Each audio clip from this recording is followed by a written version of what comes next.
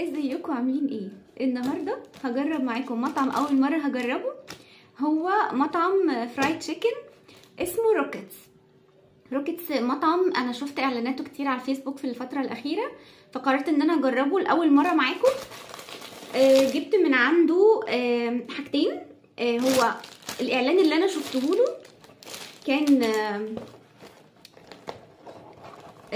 للبطاطس، بيعمل 3 انواع بطاطس في علبه واحده. المفروض اللي هي الفريسكس والفرنساوي والوافل.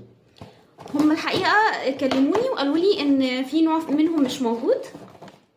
هم حتى مش جايبينهولي في العلبه اللي هي المفروض تيجي فيها، هم جايبين لي كل واحده لوحدها للاسف. انا كنت عايزه العلبه بقى اللي في الصوره بقى وكده، بس يلا مش مشكله. دي البطاطس الوافل، ودي هي بصوا مغلفينها حتى بالبلاستر ده او السوليتيب اللي مكتوب عليه اسمهم. حركه حلوه برضه. هو جاب لي 2 وافل، جاب لي 2 فريسكس لانه ما لقاش وافل للاسف. انا طبعا كان نفسي اجربهم هما الاثنين، فخلاص كده واحده فيهم. احنا هيعتبر معانا نوعين بس. ده الفرنساوي اكيد، اللي هي البطاطس العاديه يعني. بيني وبينكم انا كنت جايباها عشان الوافل، بس يلا مش مشكله. بيجي معاها جار جبنه. المفروض ان التلاتة مع الجبنه عاملين 140 جنيه. تعالوا بقى ندوقهم شوف يستاهلوا ال 140 جنيه.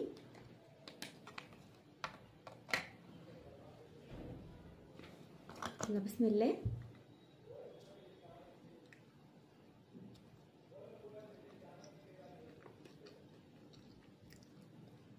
صوص الجبنه حلو وخفيف بس شويه، بس حلو. طبعا البطاطس زي ما احنا عارفين على بال ما بتوسع بتكون ماتت، فهي يعني يعتبر معقوله. تعالوا نشوف الفريسكس. بقى الفريسكس حلوه قوي. هم عاملينها اللي هي بطاطس مهروسه وبعد كده مقليه، طعمها حلو قوي.